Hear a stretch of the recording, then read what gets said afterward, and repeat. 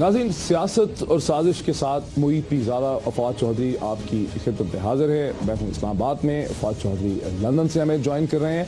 और जो पहला सवाल हमारे सामने है वो ये है कि वज़ीर आज़म नवाज शरीफ साहब का जो दौरा चाइना का है, क्या ये मईशत के हवाले से है या सियासत के हवाले से है? कहीं ऐसा तो नहीं है कि प्राइम मिनिस्टर नवाज शरीफ साहब की हुकूमत अपनी रोड टू पॉलिटिकल रिकवरी, सियासी तौर पे जो हुकूमत को कमज़ोर देखा जा रहा है, हुकूमत अच्छी अच्छी खबरों के जरिए अपने आप को सियासी तौर पे मुस्तहकम करने की कोशिश कर रही है? इसकी माशी सेंस कितनी है? ये मायदे किस नेचर के हैं? ये मेमोरेंडम ऑफ अंडरस्टैंडिंग है, ये एग्रीमेंट्स हैं, ये कितनी देर तक ये इस पर कोई अमल हो पाएगा? इनकी नेचर क्या है? और इसके बारे में और भी बहुत से सवालात हैं। इसी डिस्कशन में हमें पाकिस्तान के मुमताज़ माहिर इक्तिसादियात जनाब साकिब शेरानी साहब भी ज्वाइन करेंगे, जो पहले कुछ अर्सा पहले प्राइम मिनिस्टर की इकोनॉमिक एडवाइज़र रह चुके हैं प्राइम मिनिस्टर की टीम के साथ। और हमारी कोशिश होगी कि प्राइम मिनिस्टर के करंट एडवाइज़र जो हैं एनर्जी अफेयर्स में, जनाब मुसद्दिक मलिक साहब भी हमें इसी डिस्कशन में ज्वाइन कर सकें। अगर साकिब शेरानी साहब हमारे साथ हैं, अस्सलाम वालेकुम। साहब, हमारा बुनियादी जो एक सवाल है थीम में पूरी डिस्कशन में वो ये है कि वज़ीर आज़म का जो दौरा है चीन का, जिसके बारे में बहुत सी हमें इंफॉर्मेशन मिली है, बहुत सी नहीं भी मिली है, और ये जो 19 मेमोरेंडम ऑफ अंडरस्टैंडिंग एग्रीमेंट्स की बात की जा रही है, आपको क्या समझ आई है कि ये 19 सारे के सारे एग्रीमेंट्स हैं, ये सारे के सारे मेमोरेंडम ऑफ अंडरस्टैंडिंग हैं, या इसमें कुछ एग्रीमेंट्स हैं, कुछ MOU हैं? मेरा ख्याल है मोहित, ये तो अभी थोड़ा सा बल्कि थोड़ा नहीं, काफी हद तक अनक्लियर है बहुत सारी चीजें। और उम्मीद ये की जा सकती है कि जैसे ये टीम वापस आए तो एक कॉम्प्रिहेंसिव ब्रीफिंग मिलेगी, क्योंकि ये प्रोजेक्ट्स या बेशक अगर एग्रीमेंट्स हैं, खासतौर पे जब एग्रीमेंट्स हैं तो उनमें ज्यादा शफाफियत लेके आने की जरूरत है कि किसके साथ हमने क्या तय किया है और क्या हम क्या प्राइस के ऊपर हम खरीदेंगे, क्या इन्वेस्टमेंट्स होंगी, लोन होगा या इन्वेस्टमेंट होगी। ये सारी चीजें अभी बिल्कुल अनक्लियर है। बहुत ही मेरे ख्याल में चंद मखसूस लोग हैं हुकूमत में जिनको शायद इन मुआहदों का इल्म हो, बट अभी आम पब्लिक को पता नहीं। साकिब मेरे साथ रहें, इसी बात को मैं लंदन लेके जाता हूँ फवाद चौधरी की तरफ। फवाद, ये क्या अजीब बात है, हुकूमतें जब एग्रीमेंट्स करती हैं, जब इन्वेस्टमेंट या लोन या जो भी बातें होती हैं, उसकी डिटेल्स तो पहले तय हो जाती हैं। ये कोई डिटेल्स उस दिन तो तय नहीं होनी होती जिस दिन लीडरान की मुलाकात होती है। इसकी क्या वजह है कि पाकिस्तान के तमाम अंग्रेजी के अखबारात ने जो तफसीलात शाये की हैं उसमें कुछ भी क्लियर नहीं है? आपको क्या समझ आ रहा है? डॉक्टर साहब, पहली बात तो यह है कि जो पाकिस्तान के सफीर हैं चाइना में, उनको बड़ी मेहनत करनी पड़ी इस दौरे को मुमकिन बनाने के लिए। और ये जो दौरा हो रहा है ये वजीर आजम साहब का पाकिस्तान की दरखास्त के ऊपर हो रहा है। तो पहली बात तो ये देखिए, क्योंकि शुरू ही आपने ये किया था कि सियासत में इसका क्या फायदा है। दूसरा, आपने देखा कि जो इमरान खान साहब के धरने हो रहे थे, वजीर आजम साहब ने चाइना में पहुंचकर जो पहला बयान दिया वो ये दिया कि पाकिस्तान में जो धरनों ने और सियासत ने जिस तरह से इकोनॉमी को नुकसान पहुंचाया था, तो उसको मैं रीबिल्ड करना चाहता हूं। तो इसमें तो कोई शुबा ही नहीं कि वो दौरों को जो है वो सियासत में ही अपनी जो बातें, जो क्रेडिबिलिटी, पॉलिटिकल क्रेडिबिलिटी लूज हुई थी, उसको बेहतर करने की एक कोशिश है। अब ये कोशिश किस तरह से कामयाब होती है? साकिब शेरानी साहब हमारे साथ हैं, तो मैं 2-3 क्वेश्चन उनके लिए रखना चाहूंगा। डॉक्टर आपको मैं बता दूं कि मुसद्दिक मलिक साहब, प्राइम मिनिस्टर के एडवाइजर मुसद्दिक मलिक साहब भी हमारे साथ हैं, वो सुन रहे हैं, और आप जो क्वेश्चन रखें वो उनके सामने भी रखें। ठीक है। पहली बात तो मैं ये मुसद्दिक मलिक साहब भी चूंकि हमारे साथ आ गए, पहले तो देखिए डॉक्टर साहब, इन्वेस्टमेंट में हमें तो जो समझ आती है, जो एक रेगुलर इन्वेस्टमेंट तो ये होती है कि गवर्नमेंट आइडेंटिफाई करती है कि ये हमारे प्रोजेक्ट्स हैं, यहाँ पे हम ये प्रोजेक्ट्स लगाना चाहते हैं, और पूरी दुनिया से उसमें बिडिंग होती है। जो हम देखते हैं कंपनीज लोएस्ट बिड्स देती हैं, उनको वो दे दिया जाता है, और एक ड्यू प्रोसेस होता है, जिसके बाद ड्यू डिलिजेंस प्रोसेसेस होते हैं, जिसके बाद आप कंपनीज को इन्वेस्टमेंट के लिए दे देते हैं।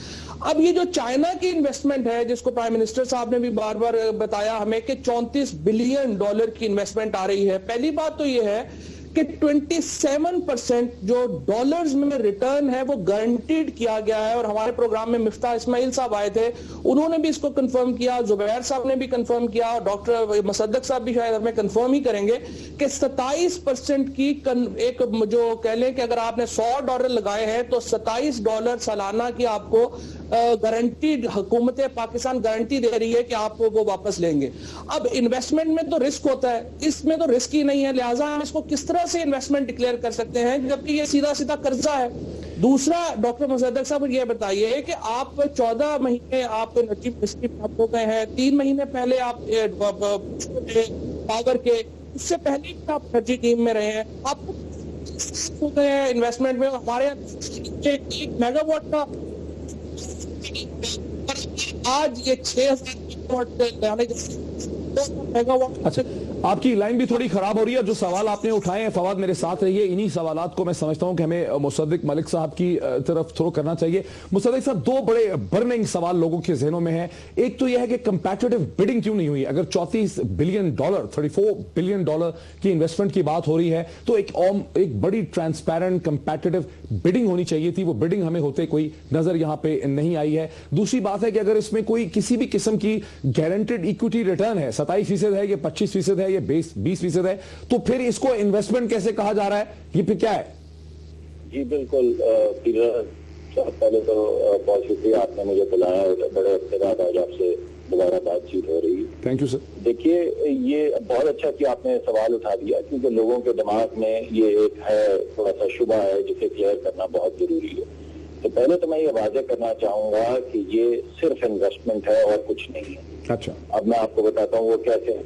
देखिए, पहले तरीकाकार ऐसे होता था कि हुकूमत जो थी वो हर इन्वेस्टर के साथ इंफरादी तौर पे बैठती थी और किसी न किसी सिविल सर्वेंट को ये ड्यूटी दी जाती थी कि वो बैठ के और रेगुलेटर बैठ के हर लाइन आइटम पे देखे कि अगर आपने ये कारोबार है, कारखाना लगाना है, बैंक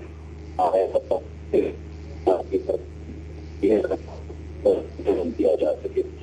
अब इसकी वजह से जहाँ और बहुत खेती एक बहुत बड़ी मुश्किल जी गलती थी, यानी मुसद्दिक, आप जरा अपने फोन को कोई आपके, मैं दोबारा आपकी लाइन मिलवाता हूं या इसको हिलाएं। मैं साकिब शरानी साहब के पास यही चीज लेके आता हूं। साकिब, आपने फवाद चौधरी का भी सवाल जो उन्होंने उठाया मुसद्दिक मलिक से वो भी सुने। मुसद्दिक कह रहे हैं कि नहीं, मैं क्लैरिफाई करना चाहता हूं कि ये दरअसल इन्वेस्टमेंट ही है, एक ऐसी इन्वेस्टमेंट जिसमें कि रिटर्न गारंटी कर दिए जाए, वो इन्वेस्टमेंट रहती। देखिए, ऐसे ही थोड़ा सा हम एक टेक्निकल, हुकूमत एक टेक्निकल हमें मतलब कर रही है। दूसरा आप कह ले बॉल फेंक रही है, वो ये है कि सर, हमारे प्रोग्राम का नाम है सियासत और साजिश, हुकूमत फिर सियासत कर रही है, इसका मतलब जाहिर बात है उनका यही काम है। देखिए, बात ये है कि ये टोटल प्रोजेक्ट कॉस्ट को इन्वेस्ट कह रहे हैं ना, उसमें वो सारी लोन से आए या कुछ हद तक से आए, बाकी लोन से आए, तो वो सबको इन्वेस्टमेंट ही काउंट कर रहे हैं। 34 बिलियन डॉलर की इन्वेस्टमेंट नहीं आ रही है, ये प्रोजेक्ट कॉस्ट है। मगर एक यहाँ से बात दुरुस्त है कि वो कंपनी लोन ले या हुकूमत लोन ले, अल्टीमेटली वो प्रोजेक्ट कॉस्ट में ही कोई चीज शामिल होगा, तो आप कह सकते हैं कि यहाँ से कि इन्वेस्टमेंट है। नहीं, प्रोजेक्ट कॉस्ट है, प्रोजेक्ट कॉस्ट है, यानी ये टोटल। लेकिन साकिब शराजी साहब, मुझे सिर्फ सवाल, मेरा जो जवाब मुझे आपसे ये चाहिए कि 27% पहली बात तो ये है कि डॉलर्स इन्वेस्टमेंट शायद ही दुनिया के किसी और कारोबार में हो इतनी बड़ी रिटर्न। जब इतनी बड़ी रिटर्न आप ऑफर कर रहे हैं तो आप स्पेसिफाई क्यों कर रहे हैं कि यही कंपनीज ये लगाएंगी? और स्पेशली जब सलमान शहबाज साहब उस डीलिंग्स में शामिल होते हैं तो, और वो जाके हुकूमत पाकिस्तान के वफद में वो शामिल थे, पिछले शहबाज शरीफ साहब शामिल होते हैं। प्राइवेट इन्वेस्टमेंट्स को तो गवर्नमेंट्स इस तरह से जाके शामिल नहीं हुआ करती। अगर इन्वेस्टमेंट है तो फिर तो सबके लिए ओपन होनी चाहिए ना, ये मेरा सवाल है आपसे। नहीं, ये मेरा ख्याल है मलिक साहब बेहतर बताएंगे। मुसद्दिक साहब, आपसे हमारी लाइन मैं समझता हूं कि दोबारा मिल चुकी है। इसको हमें एक्सप्लेन करें सर, इस पॉइंट को, कि इस पे इन्वेस्टमेंट गारंटीड रिटर्न है या नहीं है? जी देखिए, पहली बात तो ये है, तो पहले मैं उनके उस सवाल का जवाब दे दूं कि हुकूमत क्यों इस मामले में इन्वॉल्व है। देखें, अगर तो हमारे मुल्क के अंदर एक लाइन लगी होती इन्वेस्टर्स की और धड़ाधड़ इन्वेस्टर्स आ रहे होते तो किसी को भी जाने की जरूरत नहीं। अब ये जो इन्वेस्टर कॉन्फ्रेंस जर्मनी हो रही है, यहाँ भी जाने की जरूरत नहीं है, यूनाइटेड किंगडम में भी जाने की जरूरत नहीं, लेकिन ऐसा है नहीं। हमारे मुल्क की जो सियासी सूरत हाल है, हमारे मुल्क की जो इक्तिसादी सूरत हाल रही है, हमारे मुल्क के अंदर जो लॉ एंड ऑर्डर के मसाइल हैं, इस वजह से हमारे पास इन्वेस्टर्स बहुत कम है। चले वो ठीक हो गया, लेकिन 27% के रिटर्न की क्या कहानी है? अगर आप इजाजत दें तो मैं आपको पूरी कहानी सुना दूं। देखिए, सबसे पहली बात तो ये है कि हुकूमत ने ये कहा है कि हम आपको, अगर आप कोयले के जरिए बिलफर्ज बिजली का कारखाना लगाना चाहते हैं तो हम आपसे बिजली 8 रुपए और कुछ पैसे में खरीदेंगे। हमें इससे गर्ज नहीं है कि आपके बॉयलर कितने के आए हैं, आपके टैंकर कितने के आए हैं। इस वक्त औसतन हमारी जो कीमत पैदावार है वो 10 रुपए से ज्यादा है।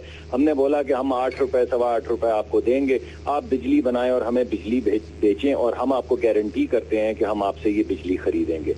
जब ये मामला तय हो गया तो किसी भी इतने बड़े प्रोजेक्ट को लगाने के लिए $1 अरब का एक कोयले का प्रोजेक्ट है, उसको लगाने के लिए 2 कंपोनेंट होते हैं। एक होता है इक्विटी का कंपोनेंट, यानी वो जो सरमायाकार इनफरादी तौर पर डालते हैं, और दूसरा होता है डेट का कंपोनेंट, यानी वो कर्ज जो वो बैंकों से लेते हैं अपनी बैलेंस शीट के ऊपर। यानी यहाँ पे भी अगर आपने कारोबार करना हो तो कुछ आप अपने पैसे डालते हैं 20-25%, बाकी बैंकों से लेते हैं।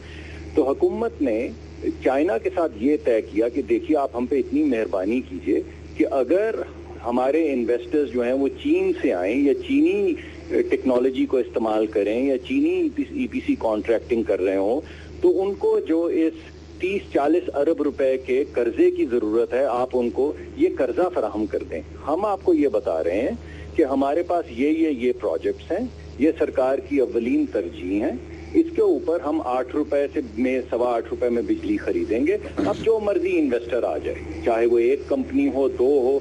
इस वक्त सूरत हाल ऐसी है कि कोई भी इन्वेस्टर 8 रुपए, 8.25 रुपए जो भी वो कीमत है उसके ऊपर आके बिजली का कारखाना। मुस्तफिक साहब, हम बहुत इंटरेस्टेड हैं जो एक्सप्लेनेशन आप दे रहे हैं। मुझे एक ब्रेक लेनी है, बहुत ही इंपॉर्टेंट सवालात हैं, और भी नाज़रीन बहुत से सवालात हैं जो हम मुस्तफिक मलिक साहब से, साकिब शेरानी साहब से रेज करना चाहते हैं। मेरे जहन में, फवाद के जहन में, आप सबके जहन में। एक ब्रेक हम लेते हैं, ब्रेक के बाद ये पूरा पैनल हमारे साथ है, इन्हीं सवालात को आगे बढ़ाएंगे आफ्टर द ब्रेक।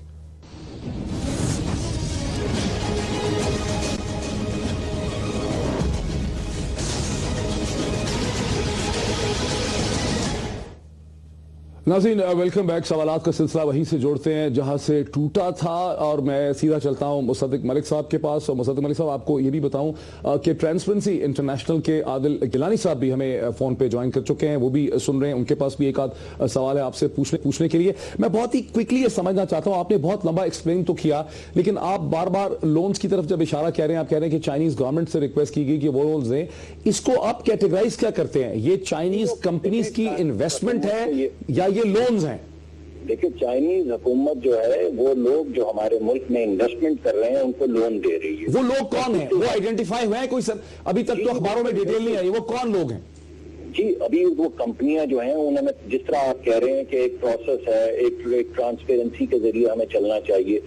मसलन हमारे ये प्रोजेक्ट 3, 4, 5 जो हमने साइट्स आइडेंटिफाई की हैं, उनके अंदर जो इन्वेस्टर्स हैं वो ऑलरेडी चाइनीज के पास बैठे हुए हैं, और वो चाइनीज बैंकों से, क्योंकि ये पैसा जो है ये चाइनीज बैंकों से उनको मिलेगा। हमने जो प्राइम मिनिस्टर साहब ने जो फैसिलिटेशन की है वो ये की है कि चाइनीज प्राइम मिनिस्टर से ये गारंटी ली है कि अगर कोई भी इन्वेस्टर, वो कहीं से भी हो सकता है, वो जापान से हो सकता है, जर्मनी से हो सकता है, लेकिन अगर वो चीनी टेक्नोलॉजी इस्तेमाल करने के लिए तैयार होगा तो फिर उसको चीनी कंपनियां जो हैं वो लोन, चीनी बैंक जो हैं, जिसमें चीनी EXIM bank, import export bank और चीनी डेवलपमेंट बैंक जो है, वो उनको लोन देगा। के पास बैठे हैं, सलमान शहबाज साहब के पास नहीं बैठे हो, ये भी गारंटी चाहिए होगी हमें ना। अगर तो इस सारे सिलसिले के बाद ये साबित हो कि कम से कम 2 प्लांट या 1 प्लांट या आधे प्लांट की हिस्सेदारी सलमान शहबाज साहब के पास की है, तो फिर तो बिल्कुल ये बात डिस्कस हो सकती है। लेकिन अगर ऐसा हो ना, और पता ये चले कि वो चीनी इन्वेस्टर हैं या मशरिक वस्ता के इन्वेस्टर्स आए हुए हैं, तो फिर तो ये मलिक साहब, ये भी जरा बता दीजिए कि 2 पाकिस्तानियों को ये प्लांट्स में कहा जा रहा है, मियां मंशा साहब को और उनके भांजे। तो पाकिस्तान में भी सिर्फ मियां मंशा साहब और उन्हीं की फैमिली अहल है, बाकी लोग पाकिस्तान में क्या इन्वेस्टमेंट करने के अहल नहीं है? नहीं, मैं तो बल्कि ये चाहूंगा कि अगर आप चाहें और आपके पास कोई ऐसे इन्वेस्टर्स हों जो इन्वेस्ट करना चाहें तो आप भी तशरीफ लाएं, क्योंकि बिजली तो हर एक से खरीदी जाएगी 8 रुपए और कुछ पैसे में। मुसद्दिक साहब, मुसद्दिक साहब जरा मैं जरा इसमें दरमियान में आना चाह रहा हूं, चूंकि आदिल गिलानी साहब भी हमारे साथ है। एक चीज बहुत ताज्जुब की है कि पाकिस्तान रात मुसलसल इसके बारे में रिपोर्ट कर रहे हैं, डॉन भी कर रहा है, एक्सप्रेस ट्रिब्यून भी कर रहा है, नेशन भी कर रहा है, लेकिन कहीं डिटेल नहीं है। अब ये जो चीजें हैं कि इनके इन्वेस्टर कौन है, ये इन्वेस्टर नॉन चाइनीज भी हो सकते हैं, चाइनीज बैंक्स उनको लोन देंगे, ये दुबई के भी हो सकते हैं, मिडिल ईस्ट के भी हो सकते हैं। हमारे ज़हनों में ये सवाल है कि एक बहुत ट्रेंड हो चुका है, चूंकि चाइना में फाइनेंशियल रेगुलेशन कमजोर है, टर्की में भी कमजोर है, उस तरह की नहीं है जैसी यूरोपियन ममालिक में है, तो बहुत सी पाकिस्तानी फ्रंट कंपनीज जो हैं वो चाइनीज नाम लेके के चाइना में रजिस्टर करके चाइनीज कंपनीज या एंटिटीज बन के पाकिस्तान में इन्वेस्ट कर सकती हैं और उन्हें फिर यहां की गवर्नमेंट और एग्जीक्यूटिव फैसिलिटेट करती है, जो कि एक ओपन एंड शट करप्शन बन जाती है। आदिल गिलानी साहब, ट्रांसपेरेंसी इंटरनेशनल इसको देख रही है? जी आदिल साहब, लाइन उनकी लगता ड्रॉप होगी। मसला साहब यही सवाल आपके लिए बुनियादी तौर पे कि इसको कैसे देखा जाए कि ऐसा नहीं होगा। देखिए, बड़ी सीधी सी बात है। अभी आपने मुझे बताया कि मियां मंशा साहब इन्वेस्ट कर रहे हैं, उसके अलावा 2-3 लोगों को मैं भी जानता हूं, किसी को इस वक्त लोन नहीं मिला, सब कोशिश कर रहे हैं, सब चाइनीज बैंकों के पास जा रहे हैं और कह रहे हैं कि पाकिस्तान ने ये जो लिस्ट किए हैं प्रोजेक्ट, हम इनमें इन्वेस्ट करना चाहते हैं, क्योंकि चाइनीज प्राइम मिनिस्टर ने कहा है कि अगर आप इन प्रोजेक्ट्स में इन्वेस्ट करें, कोई भी इन्वेस्ट करे, तो चीन से आपको लोन मिल सकता है, इक्विटी नहीं मिल सकती। यानी 20% जो इन्वेस्टर ने अपना हिस्सा डालना है वो तो इन्वेस्टर ने डालना ही डालना है। अगर वो पाकिस्तान से में भी बिलफर्ज को पाकिस्तान का एक ग्रुप हो, अगर इस तरह मैं आपको एक और एग्जांपल देता हूं, एंग्रो ने वो जो हमारा थर्ड कोल का प्रोजेक्ट है वो एंग्रो के पास है, वो भी इन्वेस्टर आपको पता है। तीसरा जो पोर्ट कासिम का प्रोजेक्ट है, वो इस वक्त जो बहुत ज्यादा कोशिश कर रहे हैं, वो जो पुराने अमीर हैं कतर के, वो कोशिश कर रहे हैं उनके साहबजादे कि वो इन्वेस्ट करें इस प्रोजेक्ट में। अब ये बड़ी विजिबल सी चीजें हैं, इसमें क्या ढकी छुपी बात है, इनमें से कुछ को मिलेगा, कुछ को नहीं मिलेगा। आदिल गिलानी साहब, क्या आप मुझे सुन पा रहे हैं? आदिल साहब, मुसादिक मलिक साहब बता रहे हैं, फवाद चौधरी साहब इशारा कर रहे हैं, एक बात यहां तक पहुंची कि ये लोन्स होंगे जो चाइनीज बैंक्स किसी भी इंडिविजुअल्स को दे सकती हैं, वो बिजनेस इन्वेस्टर्स पाकिस्तानी भी हो सकते हैं, मिडिल ईस्टर्न भी हो सकते हैं, नेसेसरली चाइनीज नहीं है, लेकिन वो चाइनीज टेक्नोलॉजी अगर इस्तेमाल, चाइनीज टेक्नोलॉजी इस्तेमाल। अब जहन में सवाल पैदा होते हैं कि ये ट्रांसपेरेंसी कैसे मेंटेन होगी। चाइना के बारे में हम जानते हैं, रोज पढ़ते हैं कि वहां फाइनेंशियल रेगुलेशन उस तरह की नहीं है तुर्की में और चाइना में जिस तरह की यूरोपियन ममालिक, यूरोपियन यूनियन या नॉर्थ अमेरिका में होती है। इसको कैसे देखा जाएगा कि यहां करप्शन ना हो? देखिए जी, जहाँ तक ताल्लुक है ये इन्वेस्टमेंट का, डेफिनेटली चाइनीज इन्वेस्टमेंट जो है वो आएगा पाकिस्तान में, और ये इसको पाकिस्तान की गवर्नमेंट जो है गारंटी इस तरह दे रही है कि नेपरा ने टैरिफ फिक्स कर दिया है। और कोल पावर का फिर सबसे बड़ा हमने ऑब्जेक्शन भी रेज किया है कि ये $1 मिलियन पर मेगावाट का प्रोजेक्ट था जो इन्होंने लास्ट ईयर अप्रूव किया था नेपरा ने। अब गवर्नमेंट ने विद इन 7 मंथ उसको 1 मिलियन की जगह $1.4 मिलियन इन्वेस्टमेंट, $4 लाख बढ़ा दिए, जिससे इसकी शफाफियत पे शक आ गया है। और इसका जवाब नेपरा ने दिया नहीं है अभी तक, और उसके लिए मेरे ख्याल से असद उमर साहब ने भी पिटीशन फाइल किया नेपरा में, और नेपरा जो है लाजवाब है। उसकी नेपरा की उसमें फाइल में लिखा हुआ है पिटीशन के अंदर, उन्होंने जो उसका डिसीजन दिया कि इंडिया के अंदर वो है $1 मिलियन में, पाकिस्तान में क्योंकि टेक्नोलॉजी इंफीरियर है इसलिए 30% एक्स्ट्रा होना चाहिए। मतलब इस तरह अगर होगा तो एक जगह का इन्वेस्टमेंट नहीं आएगा, और ना चाइनीज आएंगे ना कोई दूसरा आएगा। अच्छा, साहब ये भी बताइएगा कि पूरी रीजन में जो यहाँ पे टैरिफ ऑफर किया है, डॉक्टर साहब भी जिस तरह से बता रहे हैं, वो बांग्लादेश से, श्रीलंका से, हिंदुस्तान से दुगने से भी ज्यादा है। इसके ऊपर भी ट्रांसपेरेंसी इंटरनेशनल ने कोई गौर किया? ऑब्जेक्शन किए हुए हमने इसके ऊपर, और हमने लिख के प्राइम मिनिस्टर को भी भेजा हुआ है कि खुदा के वास्ते ये चीजें ना करें। 1.5 साल हो गया, एक ढेला नहीं आया, और अभी अगले 2 साल भी कुछ नहीं आएगा। ये $9 के अंदर ये दे रहे हैं, $9 नहीं 9 सेंट में दे रहे हैं ये, और अभी तो $103 है। जब ये बढ़ेगा नंदीपुर की तरह तो हो सकता है कि ये $9 की जगह $18 का प्रोडक्शन होगी। फिर उसकी जो जिसको पैसा लेगा तो ये भी $25-30 का कोयले का पड़ेगा, जिसमें हमें जरूरत ही नहीं है इस चीज की। अच्छा, अगर इसकी शफाफियत नहीं होगी तो इसका लोन वापस कैसे करेंगे?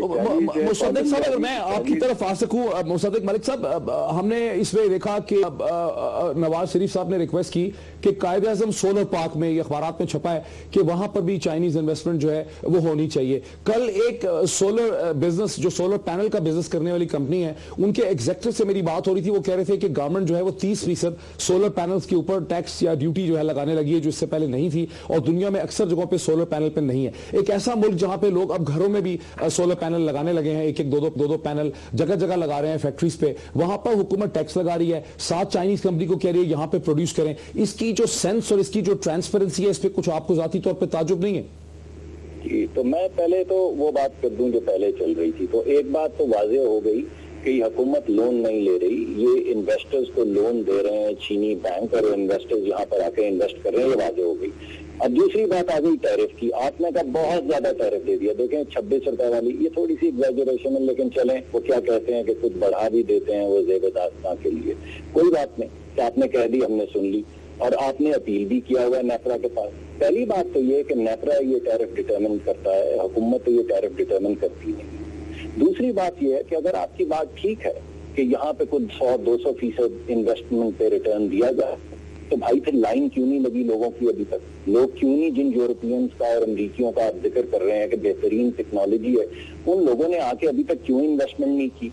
ये तो हम जा रहे हैं। साहब तो कहते हैं पूरी दुनिया पाकिस्तान की इन्वेस्टमेंट के लिए पागल हुई जा रही है। अब हम इसहाक डार साहब की बात को देखें या आपकी बात को देखें? शक्ल में आपको एक बात कह रहा हूँ कि किस रेट ऑफ रिटर्न के ऊपर आपके पास इन्वेस्टर आता है, ये तो मार्केट डिटरमिन करती है ना। अगर आपके मुल्क के अंदर कत्ल वारत बढ़ जाए, अगर आपके मुल्क में जो सियासी इस्तेहकाम है वो कम हो जाए, अगर आपके मुल्क के ऊपर लोग शक करना शुरू कर दें कि शायद यहाँ पे जिस तरह की सियासत हो रही है। वैसे मुझे बताइएगा कि $27 पूरी दुनिया में कोई और काम है जिसमें इतना बड़ा रिटर्न मिलता है? $27 के ऊपर अंदाजा है इस बारे में? और बिजनेस है इस वक्त जो कैलकुलेशन हुई है, मेरे पास इस वक्त तो कागजात नहीं, मगर 17 से 20% रिटर्न आ रहा है। डॉक्टर साहब कि दुनिया में और कितने मुल्क होंगे जहाँ पे नेपरा के जो चेयरमैन होंगे, यानी जो रेगुलेटर बहुत शानदार रिटर्न है भाई। देखिए साहब, आदिल गिलानी साहब भी कह रहे हैं कि 27% रिटर्न है। फवाद का जो सवाल है कि डॉलर अगर देना ही है, रिटर्न देना है तो सोलर पे भी यही दें और हर एक पे ये दें। देखिए डॉलर पे इंटरनेशनली 1-2% इंटरेस्ट मिलता है बैंकिंग के अंदर नॉर्मल तौर पे जो इन्वेस्टमेंट होती है। डॉलर पे बहुत आप इंटरेस्ट बढ़ा लें बिजनेस में तो 7-8% होगा, यहाँ 20 से 27। ये कौन कह रहे हैं 1 से 2% आपको मिलता है? सर मैं नॉर्मल बैंकिंग रेट की बात कर रहा हूँ सर, मैं नॉर्मल बात कर रहा हूँ कि इंटर बैंकिंग रेट की बात कर रहे हैं आप, लाइबोर काइबोर की बात कर रहे हैं। ये बिल्कुल जबसे मुख्तलिफ है कमर्शियल लोन से। तो आप इसमें तफरीक देखिए लोन की बात देंगे, आप मिक्सअप कर रहे हैं हर चीज को। देखिए मैं है कि जो रेट और रिटर्न 27% दिया गया है वो बिल्कुल ठीक है। चलो मैं मान लेता हूँ आपकी बात। अब आप मुझे ये बताइए, अगर ऐसा है तो वो तमाम यूरोपियन कंपनी जिनका आप जिक्र कर रहे हैं, जिनकी शानदार टेक्नोलॉजी है, वो अभी तक लाइन अप नहीं। सर पहले तो एक चीज मैं बताता हूँ, इसलिए लाइन अप नहीं हुए कि आप उनको परमिशन नहीं दे रहे। एक एशिया पार्क है जो कि 1300 मेगावाट का पोर्ट कासिम में लगाना चाह रही है पावर प्लांट, और 1.5 साल से उन्होंने पैसे जमा कराए, उसको जगह नहीं दी, और सैफुल रहमान के पावर प्लांट को अपनी जगह दे दी और उसको नहीं दी। ये वजह है कि इन्वेस्टमेंट नहीं आ रहा, कि यहाँ पर ज्यादा तारीफ दी जा रही है। अच्छा मलिक साहब, एक सवाल का सिर्फ मुझे और जवाब दे दीजिएगा कि रेगुलेटरी बॉडी जो है, जो नेपरा जो रेगुलेटरी बॉडी है आपकी, दुनिया में कितने कोई और मुल्क होंगे जहां पे जो मिनिस्टर साहब हैं उनके बहनोई को रेगुलेटरी बॉडी का चेयरमैन लगा दिया जाए और आप उसके ऊपर जो है वो कहें कि चूंकि उन्होंने टैरिफ सेट किया है तो हम क्या कर सकते हैं? यानी मिनिस्टर साहब में और नेपरा के चेयरमैन जिन्होंने रेगुलेट करना है उनको, उनमें तो कोई फर्क ही नहीं है। वो तो दोनों रात को घर पे बैठ के खाना भी इकट्ठे खाते होंगे। क्या इस तरह रेगुलेटरी बॉडीज होती है दुनिया में? जी बिल्कुल ठीक कह रहे हैं, लेकिन उनको जो अपॉइंट है वो इस हुकूमत में तो नहीं किया। वो तो पहले से रोटेशन के अंदर पंजाब गवर्नमेंट के रिप्रेजेंटेटिव होने की वजह से इस वक्त अपनी टर्म गुजार रहे हैं। जब टर्म खत्म हो गई तो चले गए। तो इस वजह तो एक्टिंग है सर, इतने अरसे से एक्टिंग लगे हुए हैं। परमानेंट तो नेपरा का चेयरमैन आपने लगाया ही नहीं अभी तक। जी बिल्कुल, वो तमाम ये हमारा यहाँ पे इस सेगमेंट का वक्त जो है वो नाज़रीन अपॉर्चुनिटी खत्म होता है। हम यहाँ पे ब्रेक भी लेते हैं। अपने पैनलिस्ट का, मुसद्दिक मलिक साहब का, साकिब शरानी साहब का, आदिल गिलानी साहब का शुक्रिया अदा करते हैं। आपने देखा कि हमने सवालात कम अज कम उठा दिए। मीडिया की और सहाफत की जिम्मेदारी है कि बुनियादी सवालात उठा सके। हम उम्मीद करते हैं पाकिस्तान का प्रिंट मीडिया जो अभी तक सोया पड़ा है, बड़े ही अफसोस की बात है, सोया पड़ा है। आज के सारे अखबार देखें, कहीं पर ये तीखे चुपते हुए बुनियादी सवालात पाकिस्तान के अंग्रेजी अखबार नहीं उठा सके। क्या हो गया है पाकिस्तान के अंग्रेजी अखबारात को? क्या हुआ है इनके इन्वेस्टिगेटिव जर्नलिज्म को? ये वो बुनियादी सवालात हैं जिन्हें उठाना इस मौके पे बहुत जरूरी है, कहीं देर ना हो जाए। इसी तरह से डेमोक्रेसी रेगुलेशन स्ट्रेंथन होती है। ब्रेक लेते हैं। ब्रेक के बाद डिस्कशन एक और चीज की तरफ लेके जाते हैं कि ये सेंसस कहां से कूद पड़ा लोकल बॉडी इलेक्शन से पहले। After the break.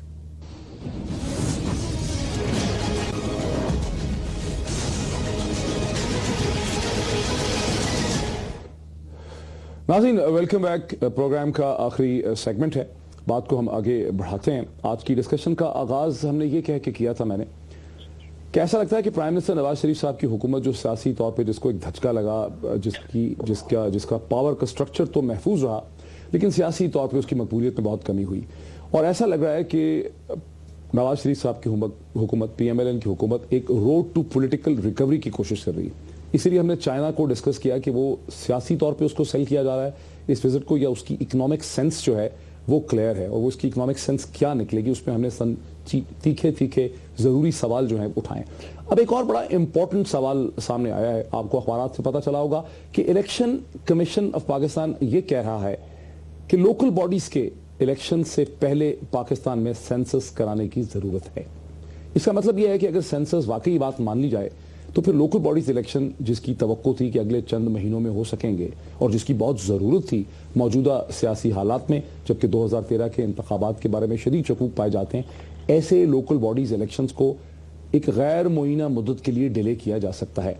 इस डिस्कशन में हमारे साथ फाफन के साबिक सरबरा, पतन के हेड और फाफन के बोर्ड मेंबर जनाब सरवर बारी साहब हैं, और फवाद चौधरी साहब तो हैं ही। सरवर बारी साहब, आपको क्या ये खबर मिली, आपको कुछ धचका सा नहीं लगा कि इलेक्शन कमीशन ऑफ पाकिस्तान, जिसकी अपनी क्रेडिबिलिटी के बारे में अवाम में तरह तरह के शकूक पाए जाते हैं, मीडिया में पाए जाते हैं, सियासी जमातों में पाए जाते हैं, वो अब ये कह रहा है कि लोकल बॉडीज के इलेक्शन से पहले जो है वो सेंसस होना चाहिए?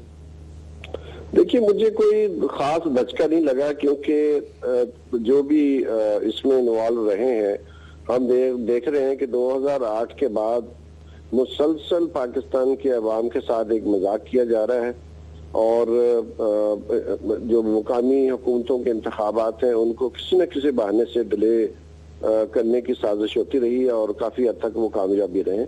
मैं सिर्फ आपके साथ एक छोटी सी बात करना चाह रहा हूँ कि 2013 में जो इंतखाबात जो मुलतवी कर दिए गए, उसमें 2,04,850 के करीब उम्मीदवारों ने कागजात नामजदगी जमा कराए थे।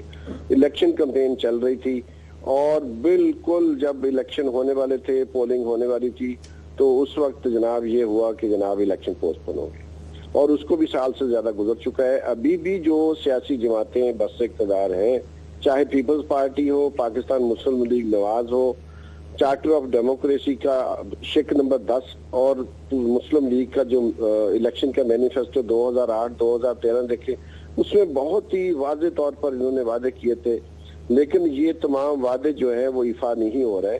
तो देखने की बात ये है कि मेट्रो बस तो बन सकती है, जिसके लिए आप इधर उधर से फंड्स ले आते हैं और अपना और बहुत सारे प्रोजेक्ट्स करते हैं, लेकिन जो हमारी जनरल इलेक्शंस है वो भी हो जाते हैं वक्त पर। लेकिन सवाल पैदा होता है कि बल्दियाती इंतखाबात के लिए क्यों जब भी बात चलती है तो फिर उसको सैबोटाज करने के लिए जो सियासी जमातें तो हैं ही, जो बुनियादी तौर पर जब सरमायादारों के कब्जे में है या जागीरदारों के, उनका तो इंटरेस्ट नहीं है कि किसी भी जो बड़ा सियासतदान है, MPA है या MNA है, उसके कॉन्स्टिट्यूंसी में 300-400 और लोग भी इलेक्ट होके आए, क्योंकि उससे फ्रेगमेंटेशन ऑफ पावर होती है। बिल्कुल और सही वो हमारी जो मेरे साथ रहिए, फवाद चौधरी भी इसमें बहुत दिलचस्पी ले रहे हैं। फवाद, आप समझते हैं कि हुकूमत की सियासी हिकमत अमली एक तरफ से तो ये है कि रोड शो किए जाएं, कहीं इकोनॉमिक प्रोजेक्ट की बात की जाए, कहीं एनर्जी की बात की जाए, कहीं मेट्रो की बात की जाए, कहीं ट्रेन की बात की जाए, ताकि पॉलिटिकल रिकवरी का प्रोसेस किया जाए। दूसरी तरफ से जो पॉलिटिकल कसौटी है, जो टेस्ट है, जैसे लोकल बॉडीज इलेक्शन है इस किस्म माहौल में, उसको जितना ज्यादा आगे धक्का मारा जाए, लटकाया जाए, गैर मुहैया मदद के लिए गुम कर दिया जाए, फुर्रू लगा दें उसका, वो कोशिश की जा रही है यहाँ। डॉक्टर साहब, कोशिश एक ही है कि किस तरह से वसाइल और इख्तियार के ऊपर कब्जा बरकरार रखा जाए, किस तरह वसाइल और इख्तियारात जो है वो तकसीम से बचाए जाएं। यही एक कोशिश है जो होती है पाकिस्तान में, और यही जो है वो कंटिन्यूड है। देखिए, 50 इसहाक डार साहब ने सेनेट में जवाब दिया और कहा कि 50,000 करोड़ रुपया पिछले 10 सालों में सूबों को ट्रांसफर हुआ है, और सिर्फ शहबाज शरीफ साहब ने, आप देखें कि इसमें से 30,000 करोड़ रुपया खर्च किया है पिछले 7-8 सालों में पंजाब में। उसके 30,000 करोड़, जी 30,000 करोड़ रुपया जो है वो शहबाज शरीफ साहब ने खर्च किया है। जो डिस्ट्रिक्ट्स में डिवाइड होना चाहिए था, जो डिस्ट्रिक्ट्स को मिलना चाहिए था, डिस्ट्रिक्ट गवर्नमेंट्स बननी चाहिए थी जिन्हें अपने अपने शेयर मिलते और वो अपने अपने इजला में खर्च करते। कायम अली शाह साहब ने तकरीबन 18,000 करोड़ रुपया सिंध के पास गया है और उन्होंने वो खर्च किया है। 15,000 करोड़ के करीब उन्होंने खुद खर्च किया है। आपको देखते हैं सिंध में क्या हालात है, थर में लोग जो है वो हलाक हो रहे हैं। सिंध की गवर्नमेंट की कारकर्दगी आपके सामने है। ये जो गवर्नमेंट्स हैं और जो चीफ मिनिस्टर्स हैं वो जिस तरह की मोनोपोली बना के बैठ गए हैं वसाइल के ऊपर, उसके होते हुए पाकिस्तान में आगे बढ़ने का सवाल ही पैदा नहीं होता। और सेंसस यानी मर्दमशुमारी, नई जो वोटर लिस्टें हैं और एहतसाब, ये 3 ऐसे नारे हैं जो किसी भी हमारे पाकिस्तान में इस्तेमाल होते हैं इलेक्शंस को डिले करने के लिए। अब इलेक्शन कमीशन की ये जिम्मेदारी नहीं है कि वो इलेक्शन को इस बुनियाद पर डिले करे कि सेंसस नहीं हुआ। ना सेंसस कराना इलेक्शन कमीशन की जिम्मेदारी है, ना ही उनका परव्यू है कि वो इसके ऊपर ये बात करे। ये तो हुकूमत की जिम्मेदारी है कि उन्होंने मर्दमशुमारी करानी है। सरवर बारी साहब, एक बात बड़ी ताज्जुब की है, आपको तो खैर धचका नहीं लगा, लेकिन मुझे बड़ी हैरानगी है कि एक ऐसा इलेक्शन कमीशन जिस पे उंगलियां क्या हाथ और टांगें उठ रही हैं, वो इलेक्शन कमीशन को शर्म ही नहीं आ रही कि इस किस्म का सियासी प्रपोजल जो है वो ECP election commission of Pakistan ने किस मुंह से ये फ्लोट कर दिया है कि पहले ये लोग यहाँ सेंसस होना चाहिए। शर्म नहीं आ रही किसी को? देखिए, उन्होंने जो है वो मर्दमशुमारी की बात, जाहिर है कोई इलेक्शन कमीशन के अंदर ना इस वक्त सेक्रेटरी साहब है, वो रिटायर हो गए हैं, ना ही कोई जो है वो परमानेंट चीफ इलेक्शन कमिश्नर है। तो इलेक्शन कमीशन एक ओल्ड ब्यूरोक्रेसी की बुनियाद पर चल रहे हैं जिसके ऊपर पॉलिटिकल दबाव भी है और पॉलिटिकल उसका यूज भी हो रहा है। वो हमारे सामने है कि जो जिस तरह की धांधलियां हुई, जो इलेक्शन कमीशन की अपनी वेबसाइट पे जो रिपोर्ट पड़ी है और जो इन्होंने सिफारिशात जो इलेक्टोरल रिफॉर्म कमेटी पार्लियामेंट की है उसको जो दी है वो 350 से ज्यादा है। यानी कि एक ऐसा अदारा जिसके अंदर 350 बेहतरियां होने वाली हैं, उसको 350 किस्म की बीमारियां लगी हुई हैं, वो ये किस तरह कह सकता है कि जनाब अब एक और नया मुद्दा उठा दे कि जनाब पहले तो मर्दमशुमारी कराए। और फिर दूसरी बात ये बट सर मसला ये बारी साहब कि ये तो एक बड़ा ओवर्ट, जिस तरह फवाद कह रहे हैं कि ये एक बड़ा खुल्लम खुल्ला पॉलिटिकल प्रपोजल है। इलेक्शन कमीशन ऑफ पाकिस्तान जो है वो चीजें तो कर नहीं पाया जो उसने करनी थी 2013 में। अभी तक तो वो स्टेटमेंट ऑफ काउंट ही नहीं रख सका, 16 महीने गुजर गए वेबसाइट पे, जो उसका टेक्निकल एडमिनिस्ट्रेटिव जिम्मेदारी थी। तो पॉलिटिकल प्रपोजल फ्लोट कर रहा है इलेक्शन कमीशन। नहीं, बिल्कुल इलेक्शन कमीशन को ये राइट नहीं है कि वो एक पॉलिटिकल प्रपोजल दे, लेकिन मैं ये समझता हूँ कि जो इलेक्शन कमीशन की ब्यूरोक्रेसी है वो पॉलिटिकल इन्फ्लुएंस में है और पॉलिटिकल हमारी जो लीडरशिप है वो इन्फ्लुएंस करने से बाज नहीं आती। लेकिन असल बात ये है कि जो ये देखें जो अलावा जो अहम बात है जो बात वो ये भी चाहते हैं कि अब तमाम सूबों में एक ही जैसा जो लोकल गवर्नमेंट सिस्टम लेके आ जाए। वो एक और बहुत खौफनाक चीज है। अब आप 18वीं तरमीम के बाद किस तरह हो सकता है कि आप तमाम सूबों को मजबूर करें कि वो एक ही किस्म का जो है वो बल्दियाती निजाम लेके आए और इसकी वजह से एक नया मुद्दा निकाला जा रहा है ताकि जिस तरह से बलोचिस्तान जो लोकल गवर्नमेंट सिस्टम लेके आया है, जिस तरह आर्टिकल 140A को कंप्लाई नहीं, मसलन आपने इलेक्शन को फ्रॉड भी तो नहीं ना बनाना जिस तरह बलोचिस्तान ने किया है। कि उन्होंने लोकल गवर्नमेंट इलेक्शन तो करा दिए, लेकिन ना 1 रुपया का वसाइल चीफ मिनिस्टर साहब ने उनको नीचे दिए हैं और ना ही उनके वो इख्तियार को दिया है, वो सारा सूबाई हुकूमत ने अपने पास रख दिया है। तो आपने फवाद चौधरी साहब, वहाँ इलेक्शन मुकम्मल ही नहीं हुए, वहाँ सिर्फ निचली सतह पर इंतखाबात हुए हैं। अभी तक डिस्ट्रिक्ट और तहसीलों के जो चेयरमैन होने उनके इंतखाबात हुए ही नहीं है। उनको वो भी रोक दिया, लेकिन अगर वो करा भी दे भाई साहब तो मसला ये है कि उनके पास 1 रुपए का इख्तियार नहीं है। और वहां पे तो सारे काउंसलर्स ने जो अपने डिवीजन में चीफ मिनिस्टर साहब ने रिजाइन कर दिया। बारी साहब, एक बड़ा इंपॉर्टेंट नुक्ता, बहुत ही क्विकली 1 मिनट है हमारे पास, कि ये जो इलेक्ट्रॉनिक वोटिंग मशीन्स की पाकिस्तान में बात की जाती है, एक ऐसे मुल्क में जहां पेपर रिकॉर्ड ही नहीं बाद में चेक हो सकता, उसी की पड़ताल नहीं होती, स्टेटमेंट ऑफ काउंट ही नहीं मिल रहे 16 महीने के बाद, तो वहां अगर इलेक्ट्रॉनिक रिकॉर्ड होगा तो एक बटन दबाएं धुश करके तो सब कुछ गुम हो जाएगा, बाद में तो मिलेगा ही नहीं। देखिए, इसमें भी एक बहुत स्कैंडलस बात है कि इलेक्शन कमीशन बगैर पब्लिक बिडिंग के, बगैर किसी प्रोसेस के, उन्होंने खुफिया तरीके से चंद अदारों से बिडिंग ले ली है। $2 अरब उस पर खर्च होने हैं कि जो इलेक्ट्रॉनिक वोटिंग मशीन है उसकी उन्होंने प्रपोजल जाके कौमी असम्बली की जो कमेटी है उसके सामने पेश कर दी है, ना पब्लिक डिबेट हुई है। दुनिया भर में जो बहुत ज्यादा तरक्की याफ्ता मुल्क है वो भी कोई इलेक्ट्रॉनिक वोटिंग मशीन यूज नहीं करते। पाकिस्तान जैसा मुल्क जहां बिजली नहीं है। वाली साहब, बहुत शुक्रिया। नाज़रीन, वक्त हमारा खत्म हो गया, कंक्लूजन का भी टाइम नहीं है। आपने हमारी डिस्कशन देखी, बहुत से सवालात हमने उठाए। हम तवक्को करते हैं कि मीडिया और अखबारात भी इन्हीं सवालात को उठा पाएंगे, कुछ गौर व फिक्र तो होगा इन पे। बहुत शुक्रिया।